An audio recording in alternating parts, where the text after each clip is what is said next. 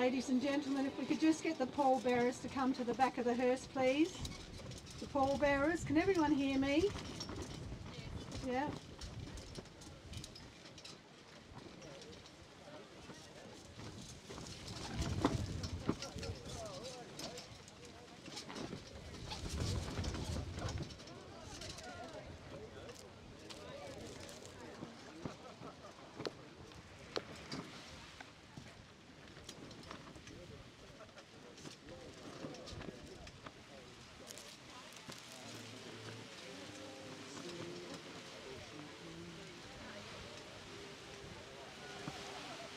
Michael, stop it.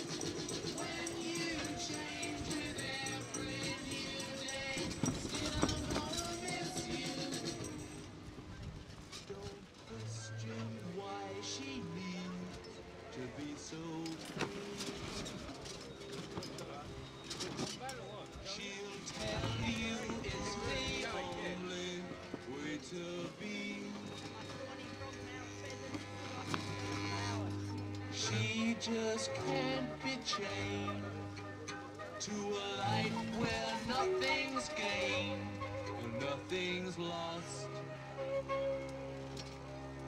at such a cost. Goodbye, Ruby Tuesday.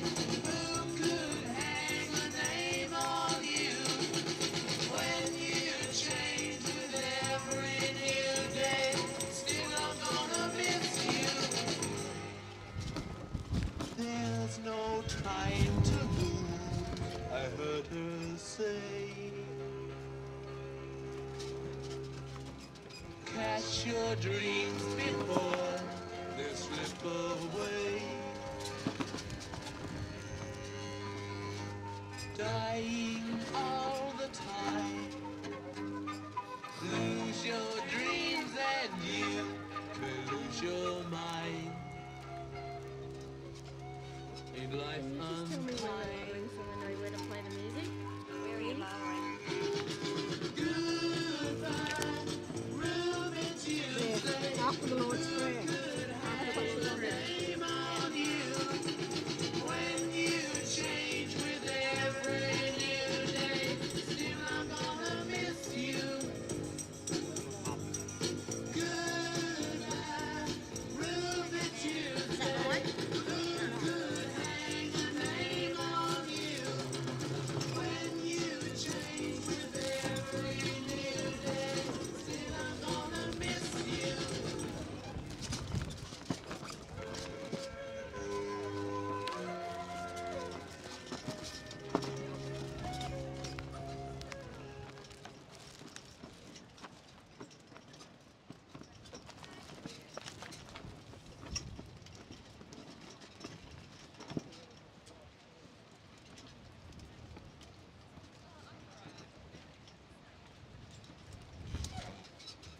Good afternoon, everyone.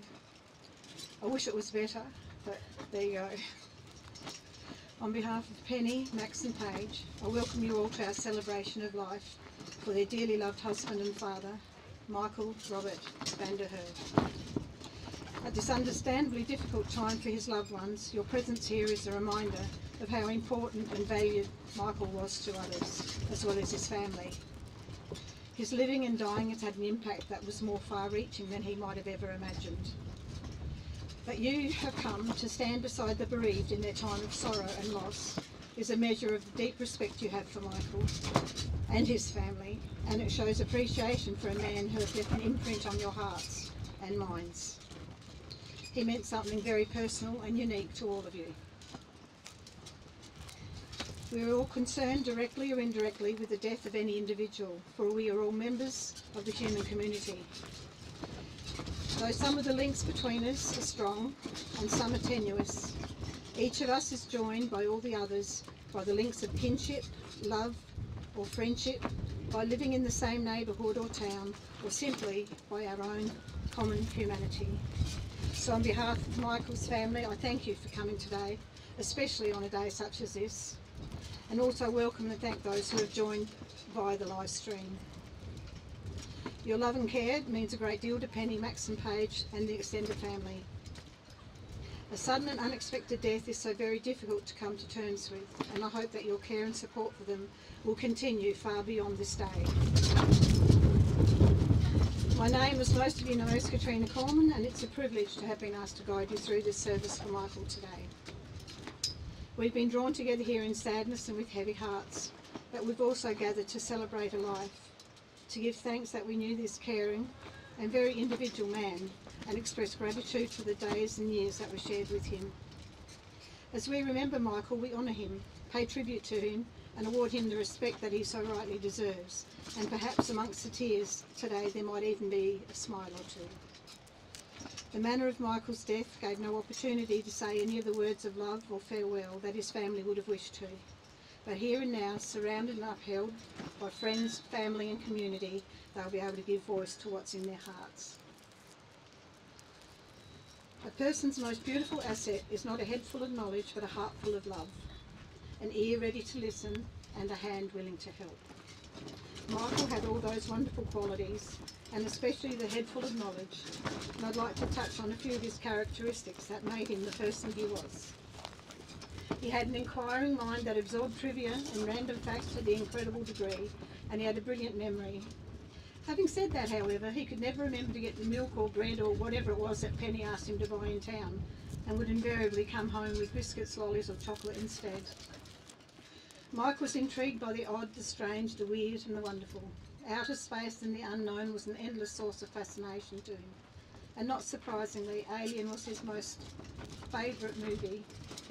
If you haven't noticed already, I'd like to draw your attention to the amazing casket the family have designed for him in recognition of Mike's love for this film. It is a fitting vessel to transport his soul into eternity, and a very fitting gift of love. Over the years he collected a varied collection of interesting objects, Michael's marvellous oddities, all strange and unusual bits and pieces that caught his eye, and he was always on the hunt for more.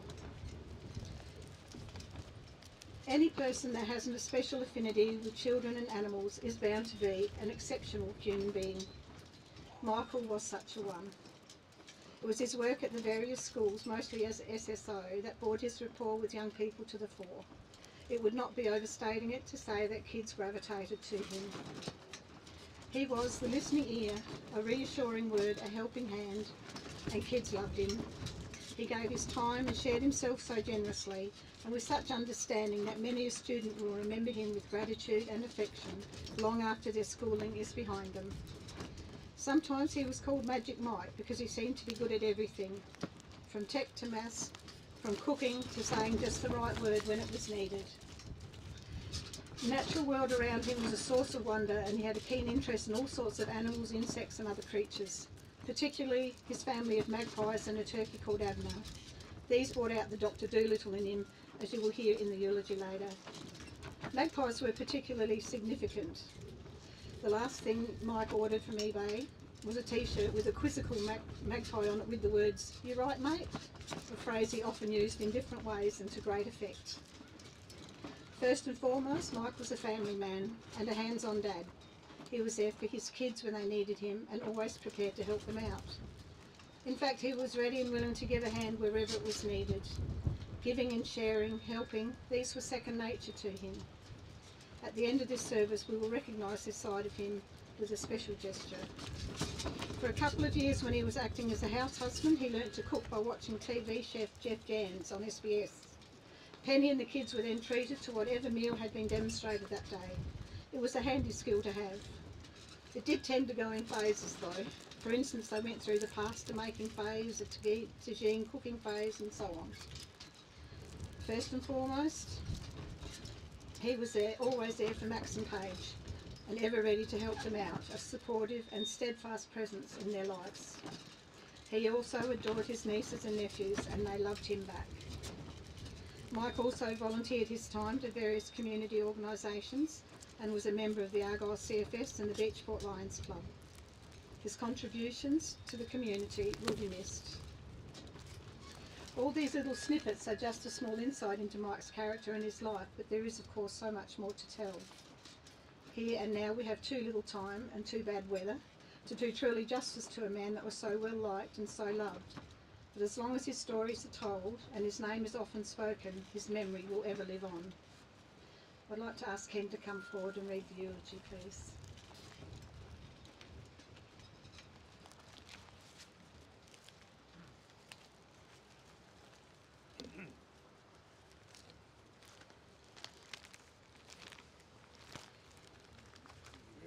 Yep, so far.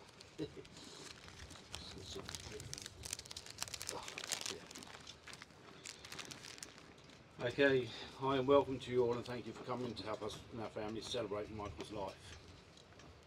Mike was a great person to know, with his infectious character, which was one that everyone admired about him. My name is Ken Wright, and I'm the brother of Penny,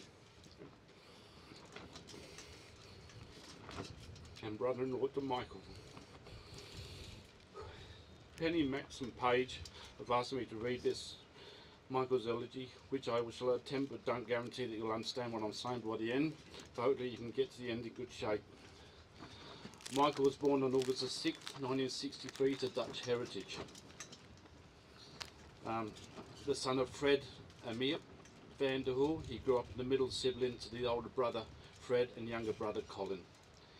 Together they lived in Mount Gambier in the first few years of his life before Fred's employment settled them in Mount Burr. In Mount Burr, Michael attended the local primary school and made many friends, some who are still dear to him today. A constant chewer of pencils, Michael once brought a salt and pepper shaker to school to sprinkle on his pencils to try and overcome that. With his new friends and brothers, they all set off to explore the countryside, which included many bike rides around the pine forest surrounding the town, to the local dump to salvage what toys, comics and junk makers, and especially to explore the cave systems around Mount Burr. On many occasions it was nothing for them to dangle off ropes into caves with their torches, climbing down branches. They would meander through and through. Occasionally they might get stuck, luckily never getting lost. Years later, some expert would talk exactly to Mike about the handprints found, examples left by so-called original indigenous communities in the caves and tunnels, and Mike would just laugh and say, "Sorry mate, that's not Aboriginal art, that was me and my mates," before telling the shattered amateur historian exactly where he found the ancient art. Strangely, the expert never seemed to notice the initials of love at hearts carved in a stone just made of mud just above the handprints. Michael had always said by the time they got out of bed to the time they went to bed, they were always outside, fascinated with bugs and critters of all sizes. One year, Michael and his friend Cammy decided to set up a museum in Cammy's backyard with arrows, a couple of sheep skulls, sundry lizards and frogs, and a bit of old junk. The boys would then head out to find some customer, charge them 5 cents a visit. The money was meant to go to a charity, but of course the boys spent it all on lollies. Michael was not an angel, but had a mischievous side. At 12 years old, Michael and Bill, another great mate, decided to fill a pop-top can with gunpowder. After several attempts of lighting it went, a flame shot out about 2 foot high. They both bolted for the gate and boom, it exploded for the whole of Mount Burr to hear. Pretty chuffed with themselves, they decided to do the same to one of Bill's model aeroplanes. It flew a couple of feet in the air, then caught on fire. They were able to quickly put it out, but not before nearly burning Bill's mum's house down. His pyrotechnics were also seen when he and a mate found a heap of frog carcasses and proceeded to cremate them in the pines of Mount Burr, unknowingly not putting it out properly before leaving, and he started a small fire. But luckily his dad spotted it and was able to put it out before any harm was done. Marie and Fred had also bought themselves a new car in which Michael decided to play with a new cigarette lighter. Michael said he kept pressing the cigarette lighter in and out until it glowed red. I only think it'd be a good idea then to touch the new vinyl seats with it, which left a nice burn mark. Fair to say he was not allowed to in the car unattended ever again. Never much of a sportsman, Michael was nevertheless drafted into a football match one day by the school. On the day of the game, he stood on the oval, still in his school shorts, hands in pockets, talking to another disinterested friend. When they looked up and saw the ball coming towards them, they stepped to one side, still with hands in pockets, and let the game go past them. Needless to say, he wasn't asked to play again. As a teenager, Michael still found time for hunting for critters, usually with a slug gun, and still did some caving, though it was unusual because the caves were a cool escape from the summer heat and also somewhere to hide the quality magazines occasionally found at a dump that he pretended he didn't have to take home. When Michael was 15, he wanted to impress a musician living a couple of houses down from him, so he recruited Cammie's mum, Lou, to pierce his ear with a block of ice and a sterilised needle. The bloke wasn't very impressed, called him some names, and the earring was quickly taken out. Not much of an academic in high school, he left school at 16 to start a job hay carting over summer. Michael didn't really enjoy it, but was pretty chuffed at his first pay, buying a bottle of Gollard's rum and heading to Bill's before being sprung by his unimpressed mum. In 1982, he says he met his future wife Penny, whom he married in 1986, just celebrating their 36th anniversary only last month. In 1989, his first child and son Max was born, followed by daughter Paige in 1992. Together they lived in Mount Burr while Michael worked at the Mount Burr sawmill. Max's fondest memory was when Michael arrived home with his very first motorbike for Max, a Honda XL 185.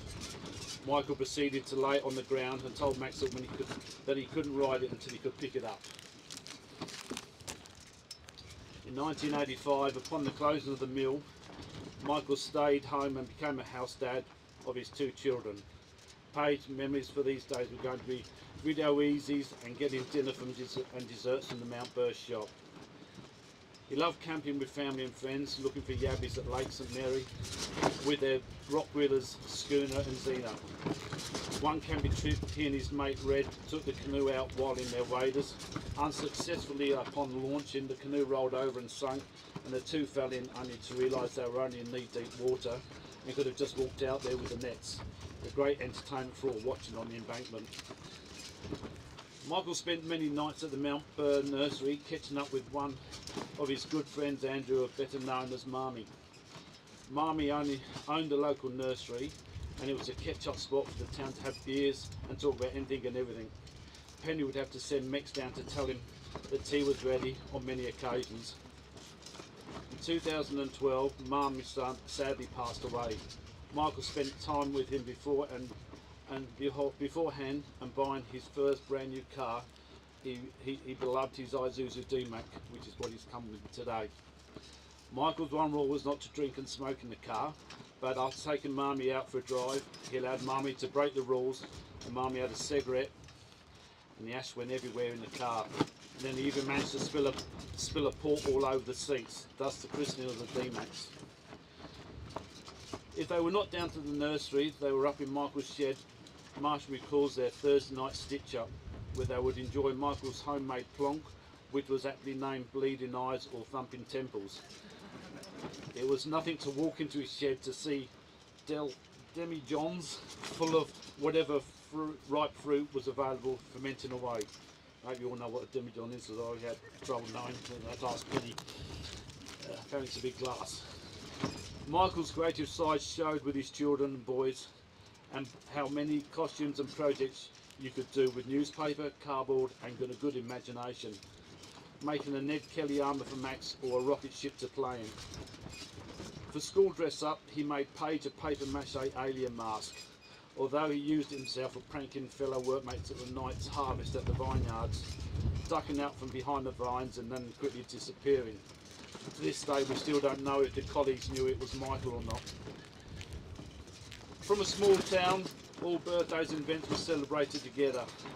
Hosting the 2000 New Year's Eve party at the back of the Mount Burr home, Michael proceeded to make a Millennium Bug Pianta. Being so enthused and wanting it to last a few bashes, it outlasted all the kids and all the adults, and it was finally taken out by a wood splitter. In 2002, after a hard day of work, Michael came home to find that his beautiful wax tree out the front of their house in Brown Street, Mount Burr, had been cut down. Michael then decided that after 39 years living in the Burr, it was time to move on, thus finding the feel of a home. It was a better Hadley.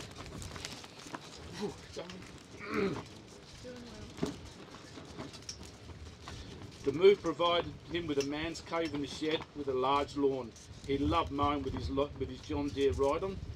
Penny would hear him start up and finishing the lawns. He would look out and see him doing the neighbours' paddocks, and until he run out of petrol, he'd be down the street mowing up and down the highway. That was Michael. He loved his lawnmower. Michael was a lover of animals too, including a pet turkey called Abner and another called Jerky. Dubbed the animal Whisperer from his family, Michael was able to do a turkey gobble or a magpie wobble to communicate with a family of magpies who wait outside the kitchen window to be fed every morning. That's still the case today. He once brought them a heap of pigeons to raise for eating, but they soon had names like Chirpy, Cocoa or Winery, and no longer were on the dinner menu. Michael's favourite saying was, "One man's trash is another man's treasure." Garage sales, antique stores, second-hand op shops were his favourite types of shops, not only for himself but also for others. Many friends and families have ended up with his bargains. His bottle openers collection is one of his prized possessions. Even though he has a love for garage sales, he never would have been able to have one himself but he would need 6 Seskies and 5 barbecues one day. That was Mike. As mentioned, Michael has taken on a number of jobs, including planting pine trees, working for the Bakers Group in various vineyards, and groundkeeper in Kangaroo Inn area school. He found his passion as an SSO at Tantanoola Primary School, for Millicent, followed by Millicent High School, working alongside students. Michael would support these students by teaching them skills in woodwork, fixing motors, and cooking cakes and other treats. Through the school, he would help deliver food donated through food banks to families in need around Millicent. Michael was proud that he had more frequent flight points than anyone in the Royal Flying Doctors, with some health issues a few years ago, which meant flights to Adelaide. Upon his last episode, he was eager to jump on a real plane and visit his mate Rio and Zia in Queensland. After his first time going through airport security and accidentally trying to sneak a cigar cutter in his carry-on, Penny and he were off on their first official plane flight, and he absolutely loved it. Michael's an easygoing character, and quirks were admired by all. He was able to make friends for all ages, and everyone that knew him could have a good chat and a good laugh. He had found joy in watching the latest movies on Netflix, and with his beloved dog Evie, and doing arrow crosswords at home.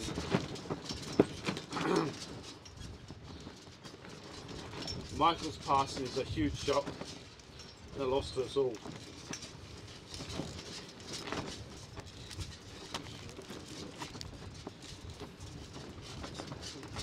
Michael's passing is a huge shock and a loss to us all, and especially his wife Penny, son Max and daughter Paige. We will all continue to live our lives richer and grateful to have known Mike, who has made and left so many impressions in so many lives in so many ways. We are sure Mike would like to have one last word in saying upon his passing, which is, life is too short, so enjoy it while you can. Rest in peace, Mike. Thank you.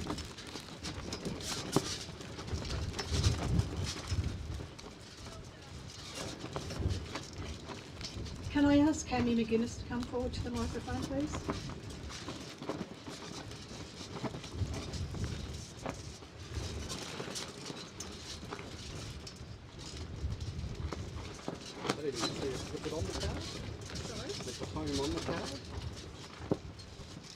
Yes, it is. That's it. It's easy. You better if you read it. Yeah. It's the roaring silence that deafens me. The words no longer heard, the stories no longer shared, the phone that doesn't ring, the laughter missed, the songs we can't share now, the photo opportunities, the celebrations, the concerts and dinners, your boy's engagement, your daughter's wedding. I didn't realise I would miss that noise, the friendly banter and pointless conversations, the jokes and belly laughs, the fart jokes. And I think of all those times we didn't have time to say hello, the days we were too busy or too lazy, hungover or too involved in things that just seemed so important then but that I no longer remember now. The roar sneaks up on me then, drowning everything else out, a white noise of silence that deafens me to the now, to the present, and I still have your number in my phone just in case, but I'm fooling no one, least of all myself.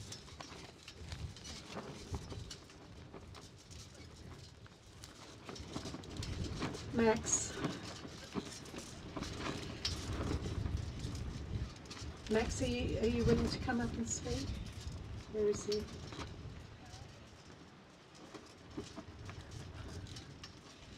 Are you ready?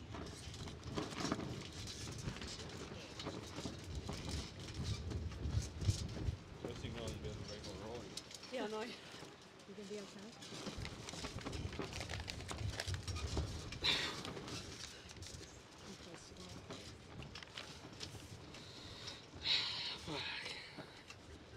Well, Dad, you old fart. I knew the day would come when I'd always stand here for you, but not this soon. You scared us all once, but fought hard to return to us. It is now obvious the big guy upstairs really wanted you. I could just imagine you would have cracked the shits at the gates and told him to send you back. You had so much more to give to this world and so much more to see. I only wish I could have got to see you more than Paige's weddings. But I know you'll be watching from somewhere. You had such an impact on everyone's lives. No one ever had anything bad to say about you. And that shows the type of bloke you are. No one prepares for the situation, and I wish I could have another chance to drop in and have a minimal conversation like we did, and just to see you. We didn't hug each other ever, but if I got the chance to see you again, I wouldn't let you go. There will be no op shop or garage sale safe up there, and I'm guessing by the time I see you next, you have a lot of shit to show me. Until then, rest easy, have a port and cigar, and see you again sometime. Love and miss you. And P.S. I hope you like your design, you're coughing, you'll be stoked. And in space, no one can hear you scream.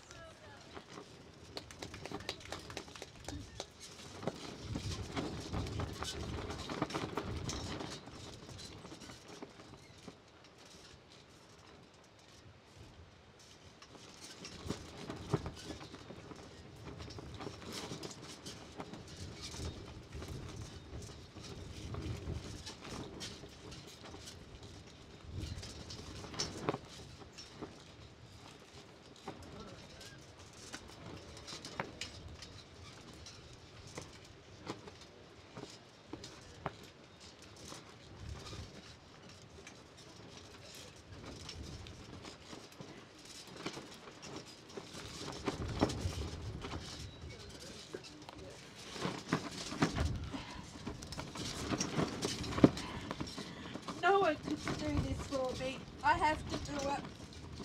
Because it's from my heart. I'm going to do it. Does time heal a broken heart? Well, I'm hoping for it does. Because at the moment I feel broken. Not wanting to face the day ahead without you, my dearest husband. Michael.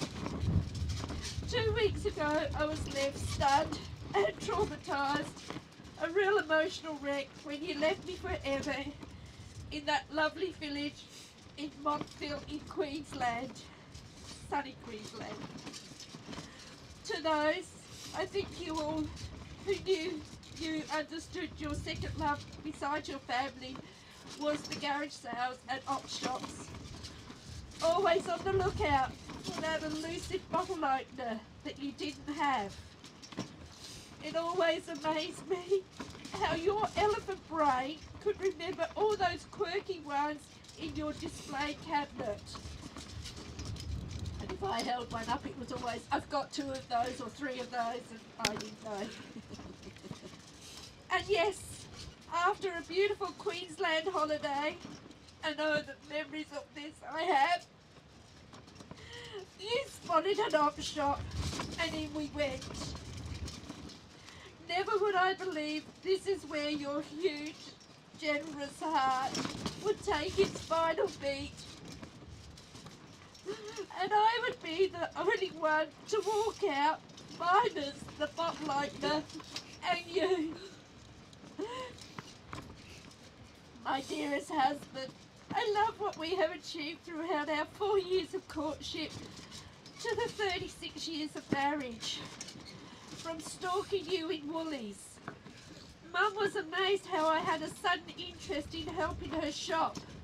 And most would know I really detest this, but to see you, I overcame this. Any excuse to see you.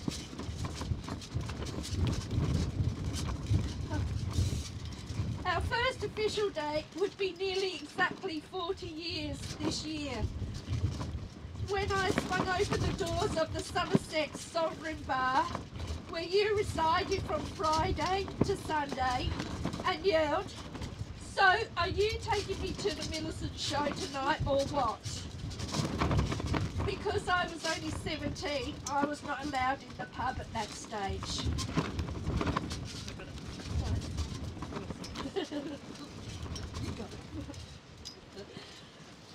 Yes, our first date was the Millicent show.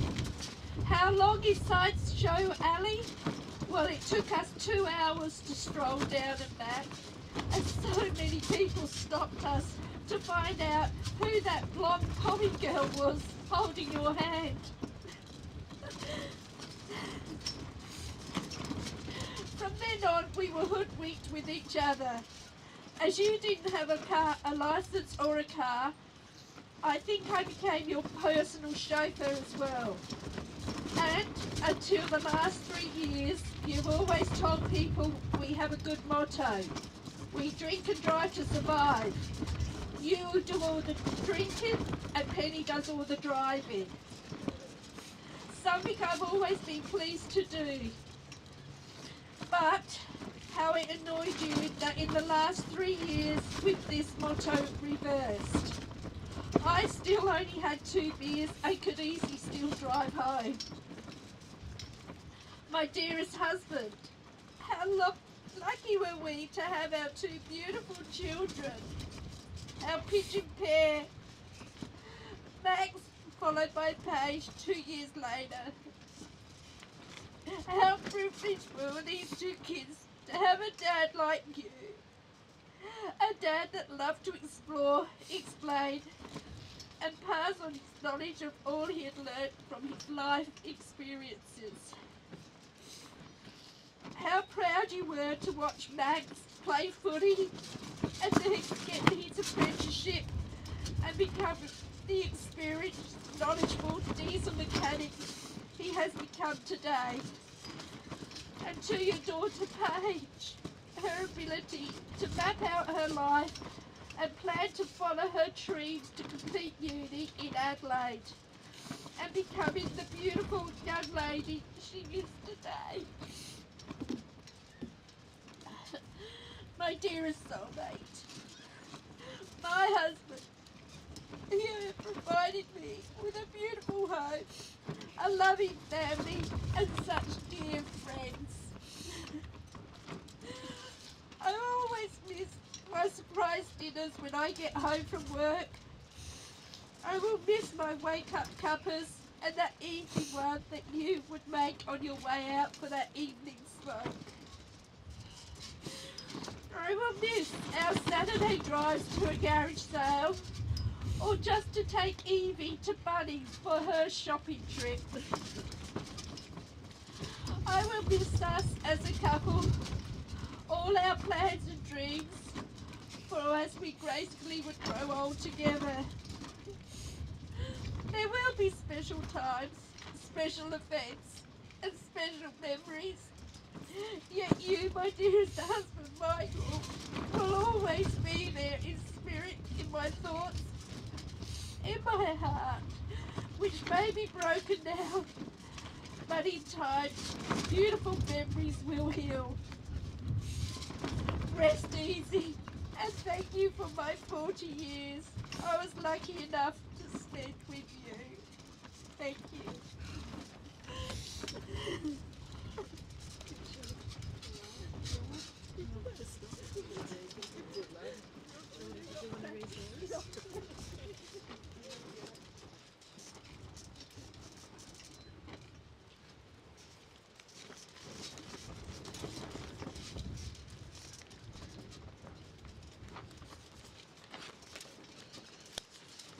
I just have a note here from Michael's mother-in-law, Ivy.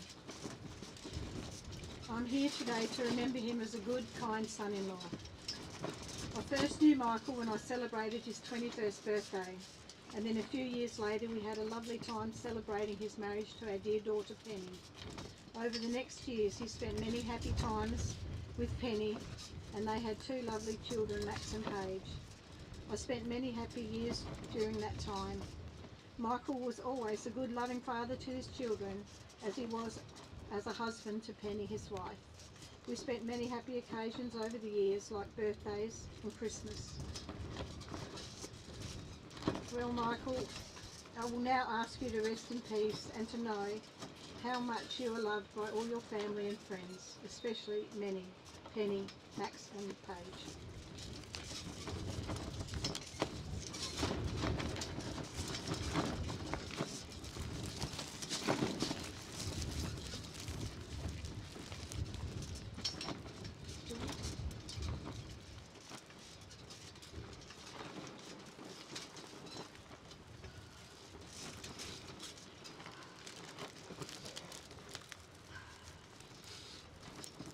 Mike, you was a great brother-in-law and an uncle to the children in the family.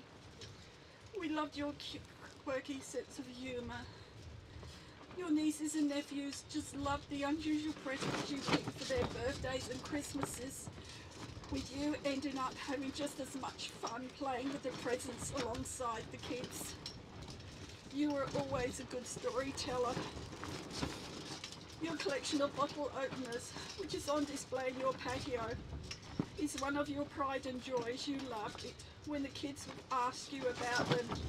I reckon there was nearly a story behind each one.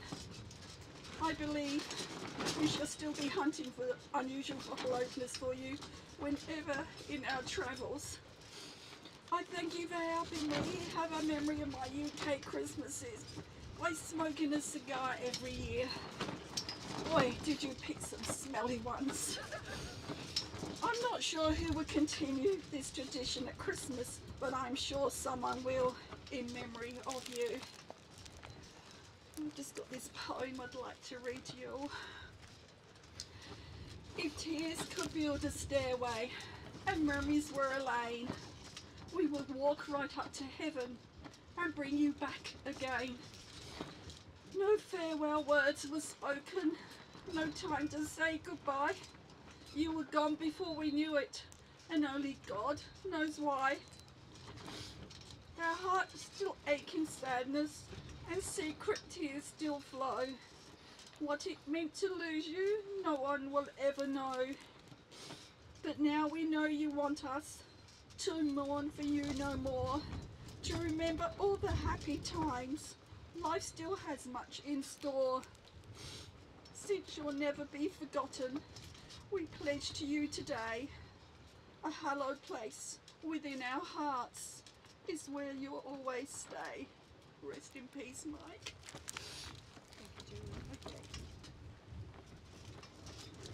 Paige, would you like to come forward now?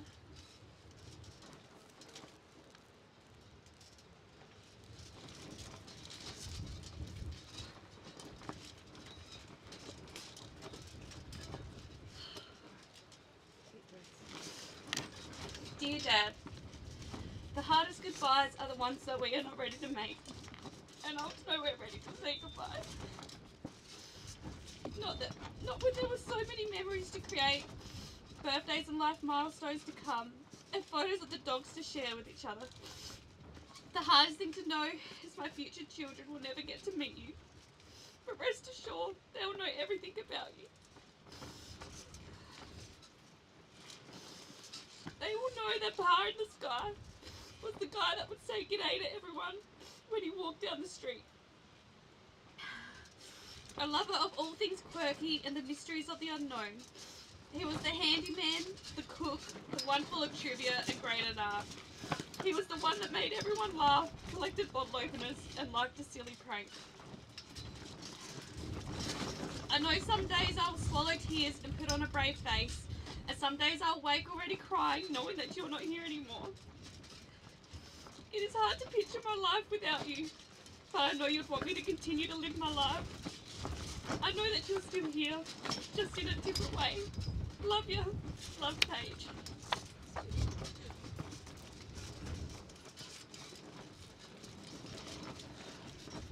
Thank you all for sharing your thoughts and your beautiful memories of Mike. We're going to have a short pause in our service now for a few moments of reflection on what think about Mike and what he meant to you.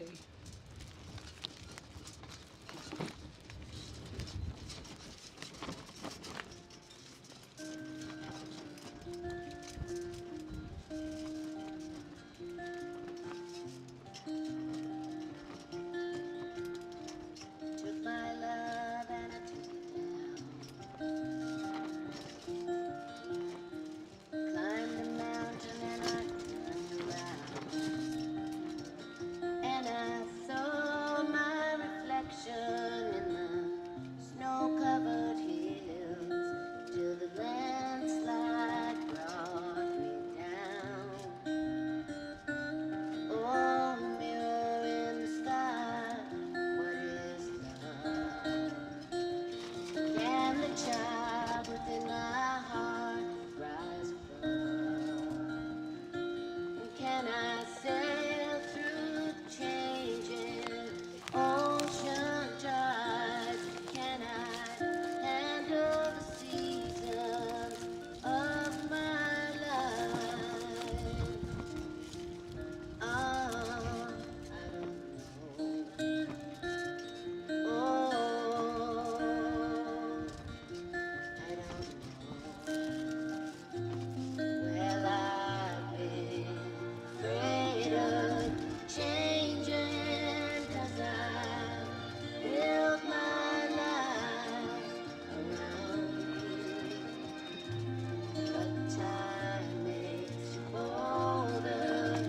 Children get older. I'm getting older too. So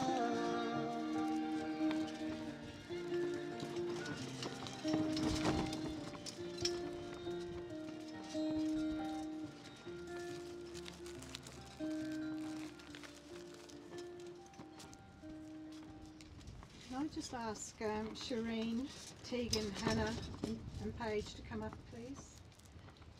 Do you want to come up again? Shireen, Hannah and Tegan. These are Mike's nieces.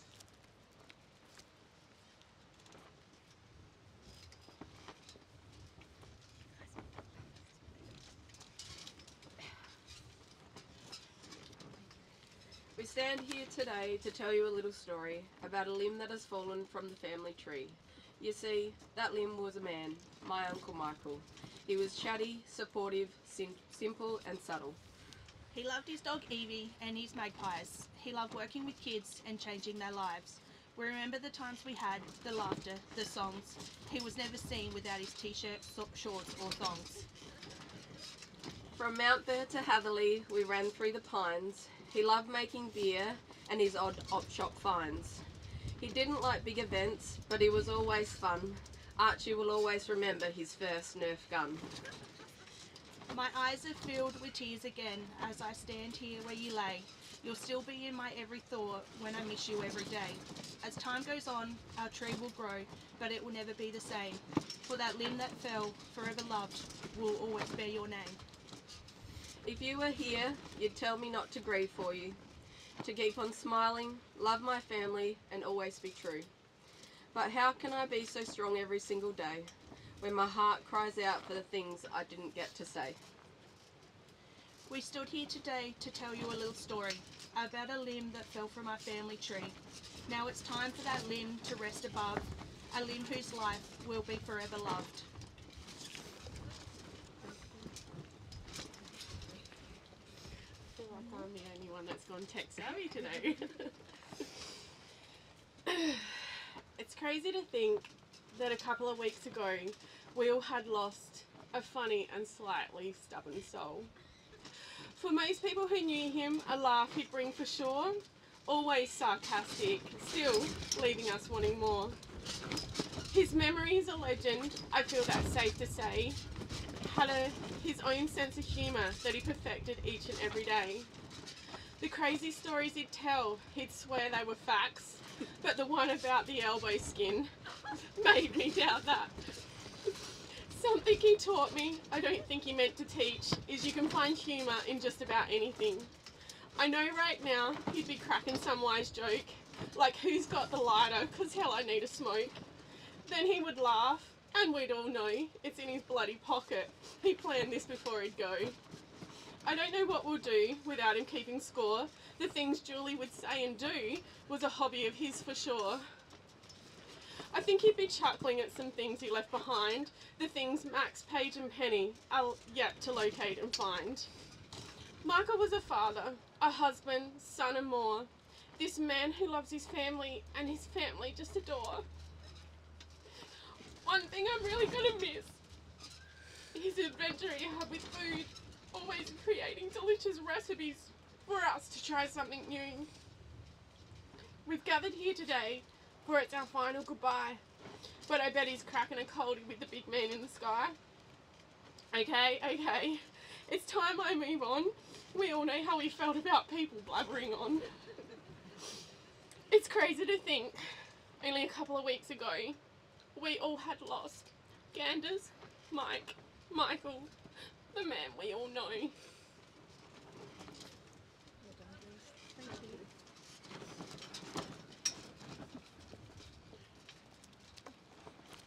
So what will matter? How will the value of your days be measured? What will matter is not what you bought, but what you built. Not what you got, but what you gave. What will matter is not your success, but your significance. What will matter is not what you learned, but what you taught. What will matter is every act of integrity, compassion, courage or sacrifice that enriched, empowered or encouraged others to emulate your example. What will matter is not your competence, but your character. What will matter is not your memories, but the memories that live on in those that loved you. What will matter is how long you'll be remembered, by whom and for what.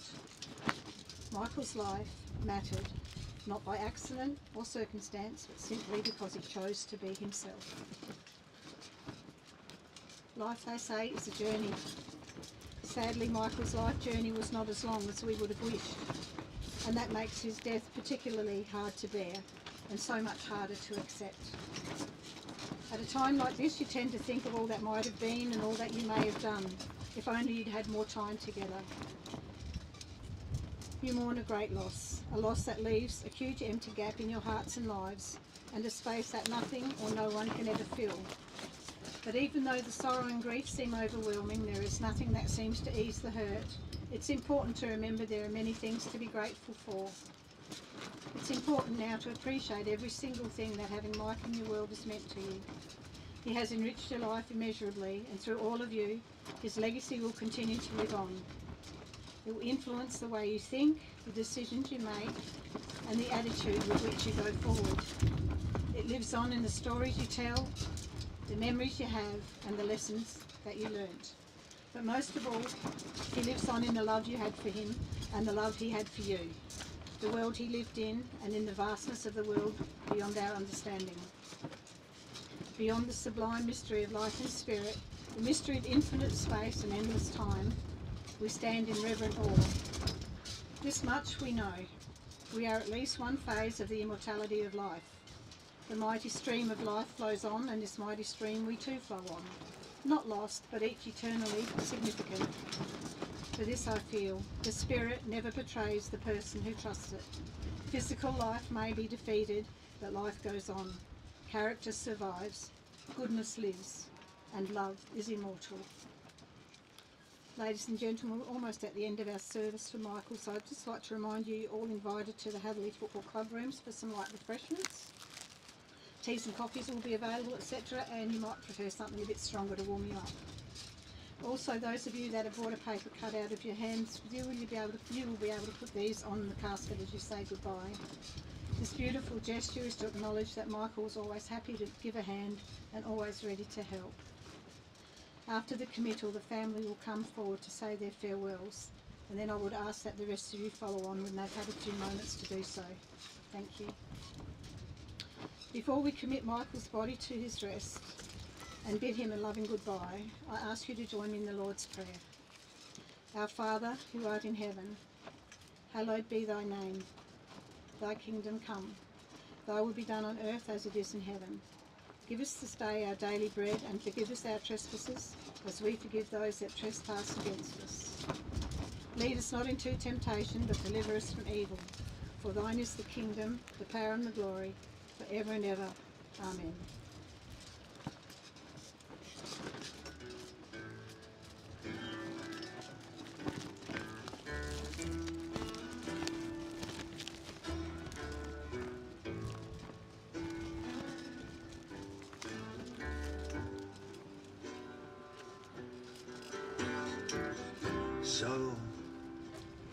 So you think you can tell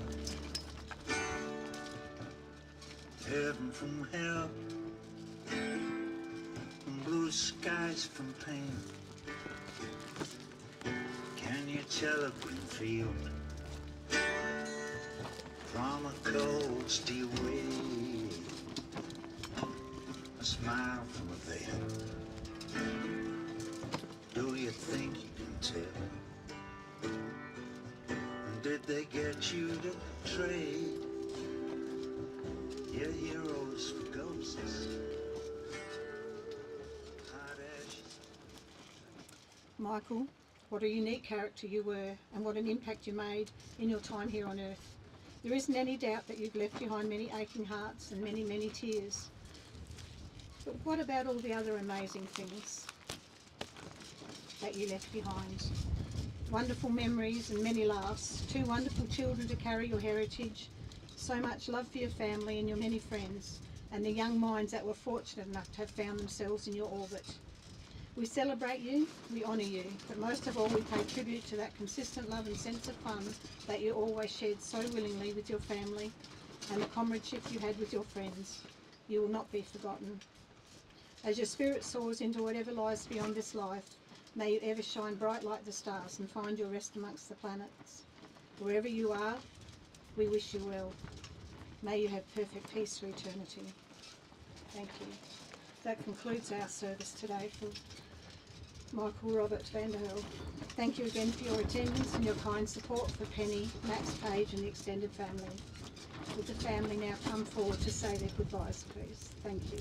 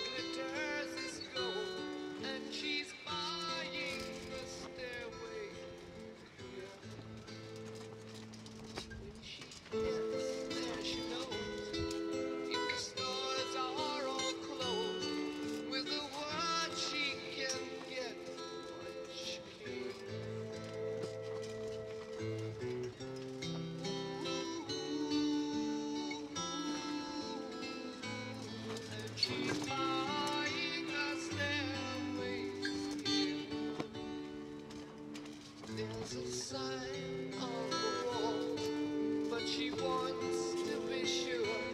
'Cause you know sometimes